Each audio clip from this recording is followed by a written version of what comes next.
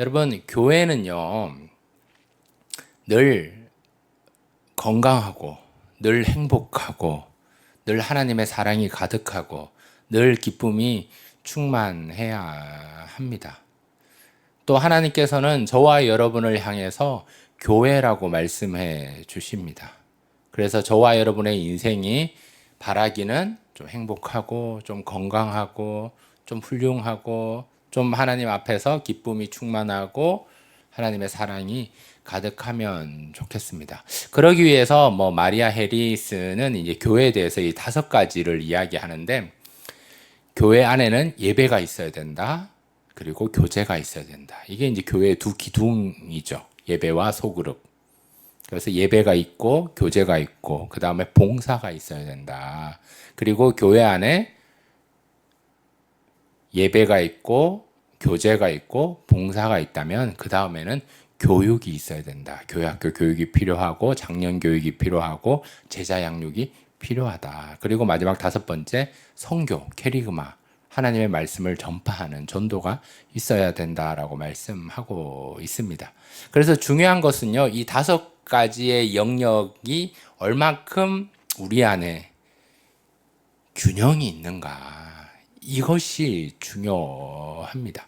여러분은 어떻습니까? 우리가 선한 싸움을 싸워서 승리해야 되는 우리의 인생 가운데 이 5가지 영역이 얼만큼 균형 있게 있는가. 예배, 교제, 봉사, 교육, 성교. 이 5가지 영역이 균형 있게 있을 때 아까 말씀드린 것처럼 건강한 교회로, 행복한 교회로, 훌륭한 교회로, 하나님의 사랑이 가득한 교회로, 또 하나님의 기쁨이 충만한 교회가 될 수 있게 됩니다. 그래서 하나님께서 교회를 사랑하신다. 하나님께서 교회다운 교회를 원하신다.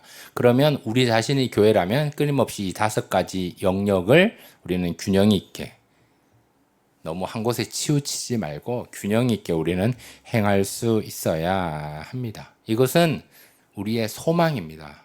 우리의 기도 제목입니다. 우리가 꿈꾸는 비전입니다. 하나님께서 저와 여러분에게 생각할 수 있는 능력을 주셨기 때문에 우리는 이것을 생각하면서 소망을 가지고 교회가 희망이기 때문에 하나님 나라를 꿈꾸며 소망하는 것처럼 교회가 건강한 교회 될 수 있도록, 교회가 행복한 교회 될 수 있도록, 교회가 훌륭한 교회 될 수 있도록, 교회가 기쁨이 충만하고 사랑이 가득한 교회 될 수 있도록 우리는 오늘 말씀의 제목처럼 선한 싸움에서 승리해야 합니다.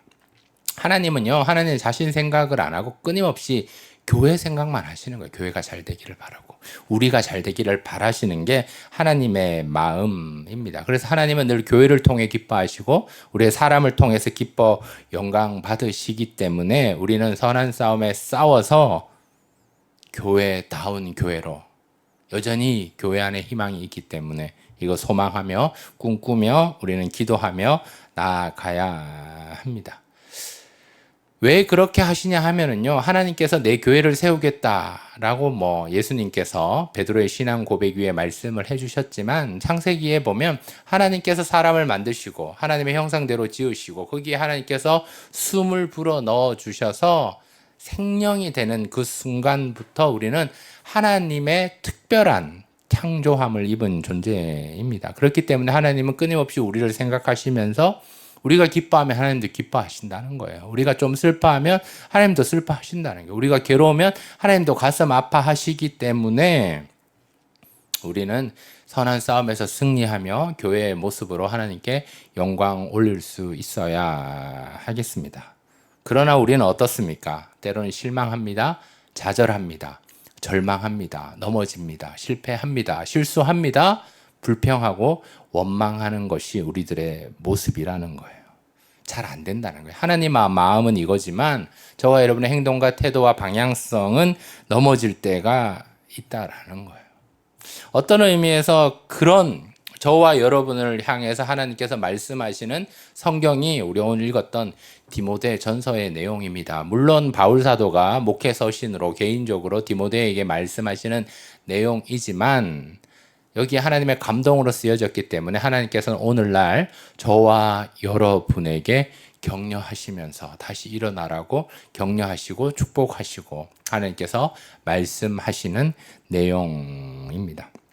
그래서 여러분 디모데전서를 읽을 때는요, 디모데전서 이렇게 각 장에 이렇게 뒷부분에 아들 디모데야 이렇게 나오거든요. 거기에 자기 자신을 이름을 넣어서 자신의 이름을 넣어서 이게 하나님께서 나에게 주시는 말씀이구나라고 기억해야 합니다. 1장에서는 선한 싸움을 싸워라, 착한 양심을 가져라 이렇게 말씀을 하시고 3장에서는 교회는 하나님의 집이다, 진리의 기둥과 터이니까 너 정신 차리고 교회를 잘 세워라 라고 말씀하시면서 4장에서는 너의 연소함을 업신여기지 말고 전심전력으로 행하라 라고 말씀하시면서 디모데전서 이제 결론이죠. 6장에서는 오직 너 하나님의 사람아, 너 이것들을 피하고 하나님 앞에서 행해야 될 것이 있다, 지켜야 할 것이 있다라고 말씀하시는 내용이 이 디모데전서의 내용입니다. 그 중에서 우리 디모데전서 1장 우리 18절과 19절 말씀 우리 한 번 더 읽겠습니다.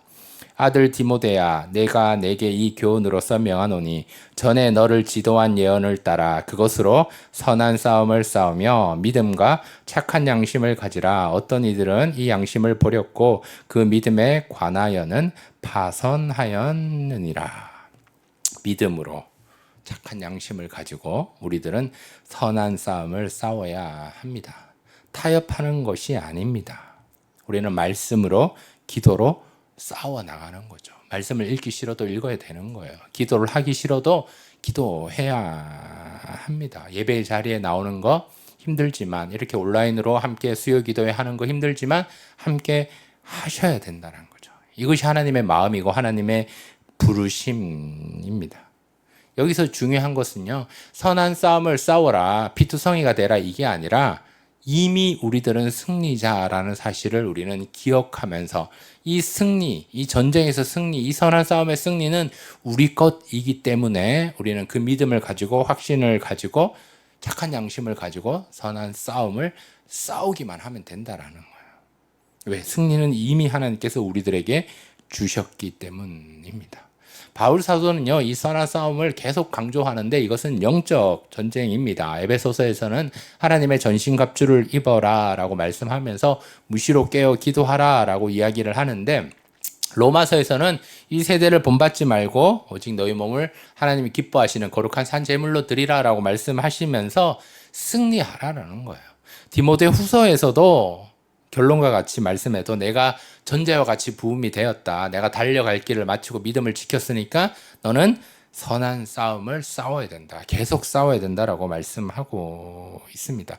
이미 우리가 승리자인 건 알지만, 이미 우리가 승리를 경험했지만 주님 오시는 그날까지 착한 양심을 가지고 교회가 교회다울 수 있도록 예배와 교제와 봉사와 교육과 선교, 이 5가지 균형 있는 모습으로 행복한 교회, 건강한 교회, 훌륭한 교회, 하나님의 사랑이 가득한 교회, 하나님의 기쁨이 충만한 교회가 될 수 있도록 우리들은 싸워야 한다라는 사실입니다.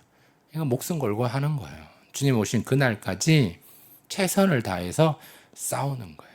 우리가 승리자라는 사실을 기억하며 하나님께 내어 맡겨드리며, 좀 하기 싫지만, 조금 불편하지만, 조금 부담이 되지만 우리들은 싸워야 한다는 사실을 기억해야 합니다. 그럴 때 성령 하나님께서 도와주십니다.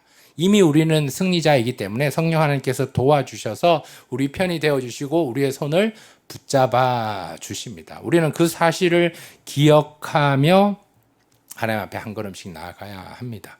여러분, 여기서 중요한 것은요, 착한 양심을 가지는 것인데, 이 착한 양심이 뭐냐라고 생각을 했을 때 여러 가지 많은 부분이 있지만 하나님을 향한 그 방향성이 양심이기도 하고 하나님의 말씀과 기도로 거룩해지는 것도 필요한데, 여기서는 방심하지 않는 것이 중요합니다. 여러분, 선한 싸움에서 중요한 부분은요, 내가 이미 승리자이기 때문에, 우리가 이미 승리자이기 때문에 교만하고 여유를 부리는 게 아닙니다. 방심하지 않고 긴장하면서 영적으로 깨어서 기도하며 딴 생각하지 않고 하나님께 집중하며 선한 싸움을 싸우는 것, 그것이 착한 양심을 가지고 승리하는 것입니다.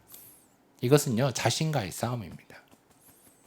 공중 권세 잡은 사단 마귀와 싸우는 이 영적 전쟁도 우리가 승리해야 되지만, 나 자신과 싸우는 이 방심하지 않는 그 착한 양심을 가지고 우리가 선한 싸움에서 승리해야 합니다. 그럴 때 우리 주님께서 우리의 손을 붙잡아 주십니다. 우리는 힘들고 어려도 놓아도 하나님께서 우리의 팔을 붙잡아 주십니다. 우리는 넘어져도 아주 엎드러지지 않는 이유는 하나님께서 우리들을 붙잡아 주시기 때문입니다. 그렇기 때문에 우리는 주님 오신 그날까지 이렇게 폭염으로 너무 날씨가 덥고 힘들고 답답하고 하지만 그럼에도 우리는 기도하며 말씀과 기도로 거룩의 모습으로 하나님 나라를 꿈꾸며 소망하며 우리는 선한 싸움에서 승리해야 합니다.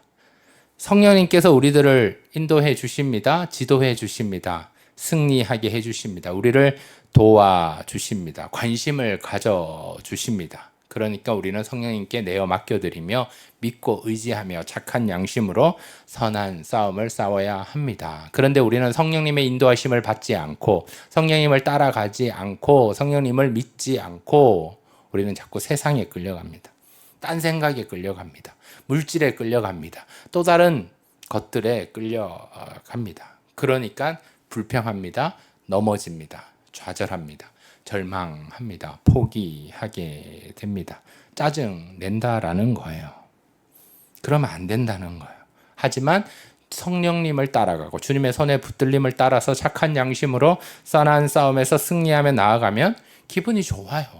행복합니다. 힘이 생긴다는 거예요. 왜? 하나님이 우리와 함께 하시고 우리에게 승리자로 삼아 주시고 우리의 인생을 책임져 주시기 때문입니다.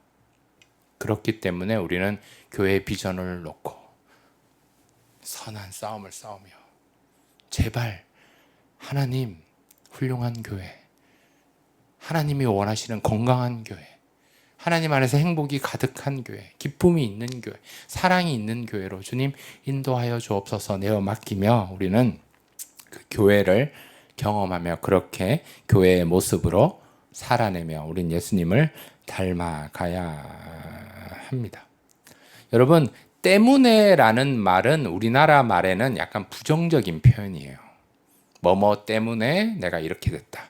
뭐뭐 때문에 이렇게 됐다라고 얘기하지만 우리나라 말에는 때문에라는 말보다 덕분에라는 말이 있어요. 뭐 가령 이런 거예요. 약속 시간에 친구가 늦었어요.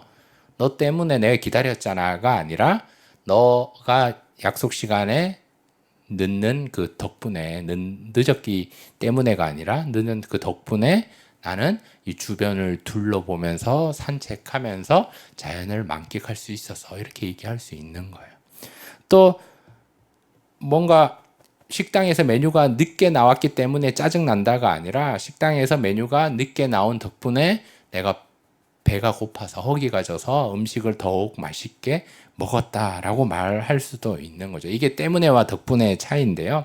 우리 예수님은 항상 때문에라고 얘기를 합니다. 우리가 예수님 때문에 형제를 사랑합니다. 예수님 때문에 선한 싸움에서 승리합니다. 예수님 때문에 나는 착한 양심을 가집니다. 이것은 부정적인 의미가 아니라 긍정의 의미입니다. 우리 예수님께서는 부정도 긍정으로 바꾸시는 분이십니다. 그렇기 때문에 우리가 자꾸 낙심하거나 절망하는 것이 아니라 그런 때문의 이유를 찾는 것이 아니라 예수님이 우리에게 부정을 긍정으로 바꿔주시고 선한 싸움에서 승리하게 해주셨고 착한 양심을 가질 수 있게 해주셨기 때문에 우리는 덕분의 인생으로 긍정을 가지고 주님 오실 때까지 인명들을 지켜나가고 하나님의 사람으로서 선한 싸움을 싸워내고 착한 영심을 가지고 주님 앞에서 넉넉히 승리하는 하나님의 사람으로 또 하나님의